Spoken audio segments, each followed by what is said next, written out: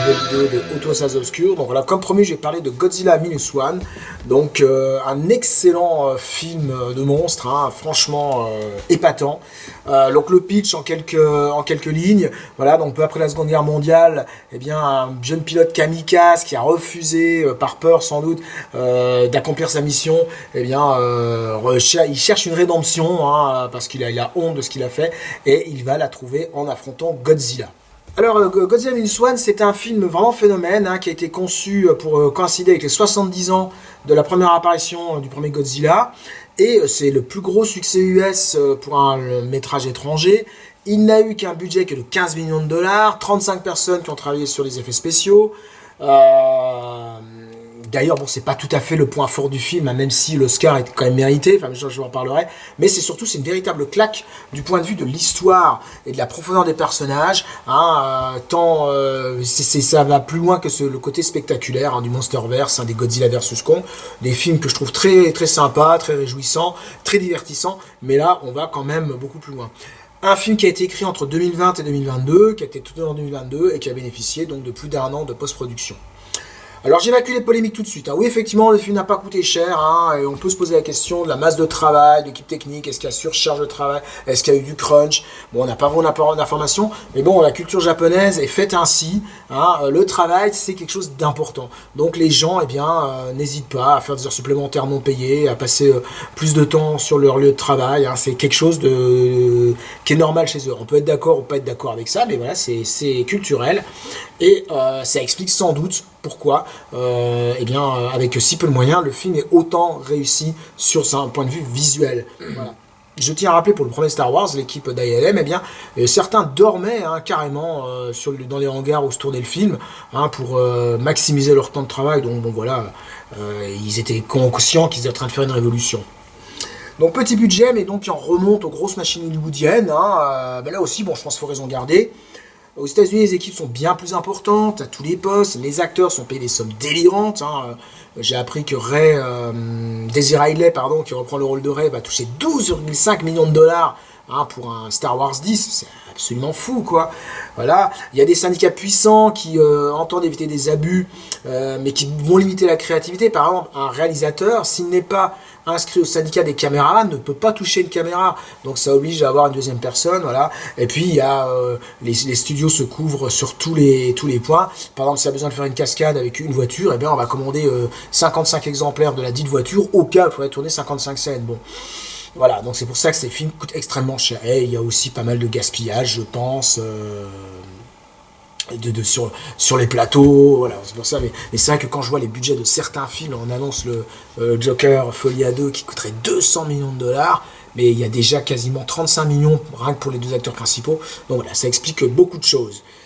Bon, puis il n'y a pas qu'à Hollywood, hein, il y a certains films français qui coûtent très très cher, et quand résultat, on se demande franchement où est passé le pognon. Voilà. Donc, des effets visuels qui sont extrêmement réussis, même s'il y en a certains qui auraient mérité d'être un petit peu peaufinés. Alors, il y a des moments où on a l'impression de deviner l'homme dans le costume, des maquettes, une animation qui est un petit peu rudimentaire, voilà, bon. Mais le montage qui est très dynamique pendant ces scènes d'action, il n'y a pas tant que ça d'ailleurs, ça permet de passer outre. Mais pour le reste, alors là, matin, comme je dis souvent, franchement, quel film. L'accent est mis sur les personnages, sur leur traumatisme, hein, Koichi, donc, qui est brillamment interprété par, je me garde mes notes, par Ryunosuke Kamaki, donc c'est le pilote kamikaze, c'est un modèle d'écriture, hein, on s'intéresse aux personnages, on trempe pour les personnages, c'est pas des personnages interchangeables comme on voit dans le Monsterverse par exemple, hein, voilà, ce sont eux les héros. Hein, et Godzilla, lui, apparaît juste comme une catastrophe naturelle, encore plus dévastatrice que la guerre ou les bombardements américains. Donc Godzilla Minus One, c'est aussi une fabuleuse plongée dans la mentalité nippone de l'après-guerre. C'est un pays qui est traumatisé par la défaite. La propagande des militaires japonais disait que le Japon était invincible, qu'ils allaient conquérir l'océan Pacifique, mettre l'Amérique à genoux, s'emparer de la moitié du monde. Et malheureusement, c'est pas passé comme ça. Le pays a été vaincu, détruit, rasé, brûlé dans sa chair par 2 explosions atomiques. Et ça, les Japonais ont eu beaucoup de mal à l'admettre. Les survivants de Nagasaki et de Hiroshima, par exemple, ont longtemps été considérés comme des choses honteuses. Hein. Ils n'étaient pas considérés comme des victimes. Il fallait surtout pas en parler. Enfin, voilà. Et ça, le film le montre très bien. Hein. La scène où Koikishi revient à Tokyo et qui se fait gifler par sa voisine parce qu'elle a perdu ses enfants pendant la guerre et que lui, alors qu'il devait mourir en kamikaze, est revenu vivant, évidemment, ça la choque. Voilà. Donc on va donc la lente reconstruction d'un pays en ruine, une reconstruction qui va de pair avec la reconstruction du personnage et qui va être mis à mal par la pression de Godzilla. Alors évidemment, il faut voir le film en VO sous-titré pour ressentir toute la subtilité des dialogues.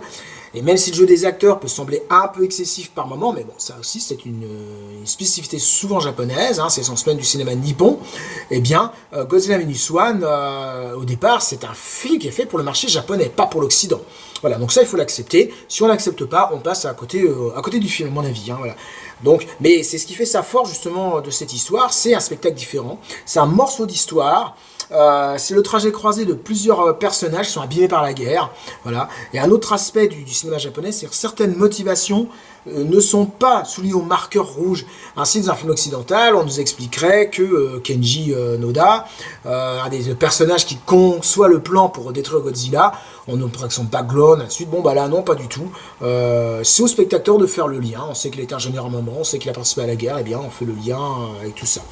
Donc en se fixant sur ces acteurs et non sur le monstre, j'ai dit, finalement il y a peu de scènes avec Godzilla, il y a 3 grosses scènes en fait, en s'intéressant plus à l'impact des destructions sur la population et non pas sur les destructions en général, hein, voilà, et bien le réalisateur, il fait en fait un drame avec un monstre et non pas un film de kaiju. Hein. Et ça, c'est là aussi, il faut bien se le mettre dans la tête si on va voir Godzilla Minus One. Mais de ce fait, on ne s'ennuie jamais, y compris dans les longues scènes de dialogue, hein, et malgré une fin, bon, que l'on devine finalement assez vite, jamais le métrage ne cherche à ménager le spectateur. Moi, ce qui m'a énormément plu dans le cheminement du personnage principal, c'est son apprentissage des responsabilités. Donc il revient de la guerre traumatisé et honteux de sa lâcheté. Mais finalement, il va recueillir une jeune femme, donc Noriko, sa petite fille, mais il se refuse d'abuser de la situation. Il va retrouver un travail, il va se reconstruire, il a également un trauma qui est dû à sa première rencontre avec Godzilla, où là aussi, finalement, il a eu peur, il a laissé toute une unité se faire massacrer par le monstre. Voilà. Et c'est en fait, c'est en aidant à déminer donc la baie de Tokyo de toutes les mines qui l'encombraient, et qui va commencer à remonter la pente. Et malgré sa peur, il va se lancer à corps perdu justement dans la lutte contre le monstre, contre Godzilla. Il est conscient de la fragilité de l'homme face à cette horreur, mais là, il se dit que il a une chance de retrouver l'honneur qu'il a perdu en refusant de s'écraser sur un porte-avions américain. Il accepte ses responsabilités en tant qu'homme, en tant que héros, hein, et en tant que défenseur de son pays. Alors évidemment, même si le film se refuse d'être une succession de morceaux de bravoure, il n'en oublie pas quand même des spectaculaires. Hein. Je le dis, il y a très peu de scènes avec Godzilla, mais elles sont toutes différentes, elles sont franchement d'une grande intensité. Elles sont soulignées par une musique qui est très martiale, voire grandiloquente. Hein. Il n'y a pas d'empathie pour le monstre. Hein. Le monstre est vraiment présenté comme une catastrophe naturelle, hein, qui fait des morts.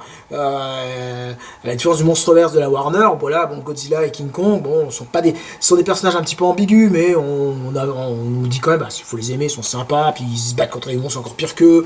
Donc voilà. Et donc là, le Godzilla est vraiment, mais comme dans le premier film, c'est une catastrophe naturelle. Le premier film, c'était une façon d'exorciser le drame nucléaire, hein, du Japon.